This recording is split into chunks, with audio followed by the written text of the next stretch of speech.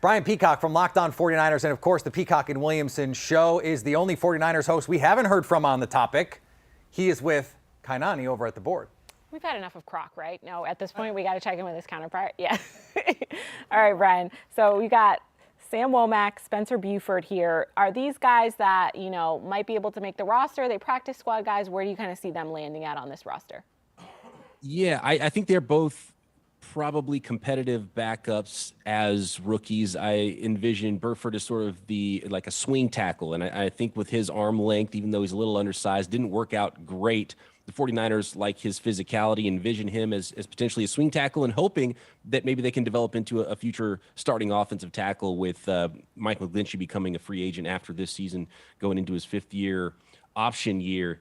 And Burford, after being drafted, said he plays balls to the wall. So if you're looking for a John Lynch type of mentality, that's it. And I think the undersized Womack, sort of a nickel corner that they just drafted in the 5th round, fits that as well. He'll stick his nose in, but he does have good athleticism and tested really well, even though he's undersized. So I like his production in college, former walk-on at Toledo, and meets that physicality and mentality. And really, when you hear him explained that way, sounds a lot like the guy he might be competing to replace in K'Wan Williams at nickel. Very good. We've been talking a little bit of Jimmy G here. Obviously, you're very well versed in this by now. What is the resolution to this at this point, do you think it might end up being? I don't know.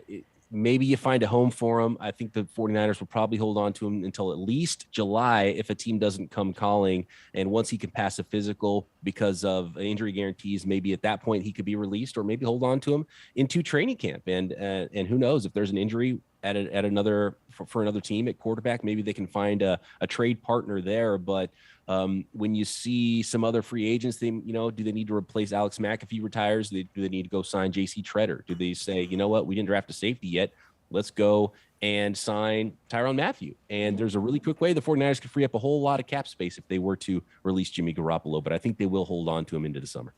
All right, Peacock and Williamson hat. What are some of the picks today? Obviously, a lot of names maybe we haven't heard of. Who have you liked that you've seen go off the board today? I'm looking at the Steelers, and I love the pairing of Pickens on day 2 with Calvin Austin on day 3. And the Steelers are so good at selecting and developing wide receivers that's sort of a scary tandem. And I really like both of those guys, and you could really see how they could fit with that team in the NFL. And then another team, Peter Bukowski's Packers, who are really good with their offensive line selections. And I like what they've done there with Sean Ryan, and Zach Tom was one of my favorites too, the versatility there with those guys and great fits in those offenses. So I point to those. I don't know what's going on in Tennessee with what they did in the first round and getting rid of AJ Brown. But since then, Roger McCreary, stealing Malik Willis in round 3 to develop into maybe the future player there. I like Kyle Phillips as well in round 5 as a slot receiver. So outside of day 1, I liked what the Tennessee Titans have done. I just question, are they rebuilding? Are they not? If you have a really cheap quarterback in the future, you can afford to pay AJ Brown. So we'll see what Treylon Burks turns out there at wide receiver, but they're sort of developing and competing at the same time. And so it's hard to picture exactly what the plan is there in Tennessee. I think we've been calling it a soft rebuild, try not to piss off the fans too much, but still plan for the future, right? So I like that. Yeah. So Peacock and Williamson, obviously you'll have everything for us there, wherever you can get your podcasts. And then we got Croc here for our 49ers takes as well. So we always appreciate you, Brian, for checking in with us.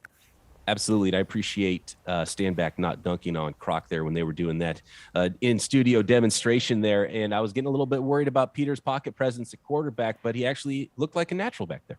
He was excited. I can tell you that much. It's the best part of his day. He wanted to throw it. He wanted to release it. I did want to throw it. Listen, I don't have NFL bona fides, but I play a little high school. I can play a little high school ball. Honorable mention all state. That's as high as I can go. I played quarterback in high school, so that's the tippy top end of my bona fides. These guys are putting me to shame.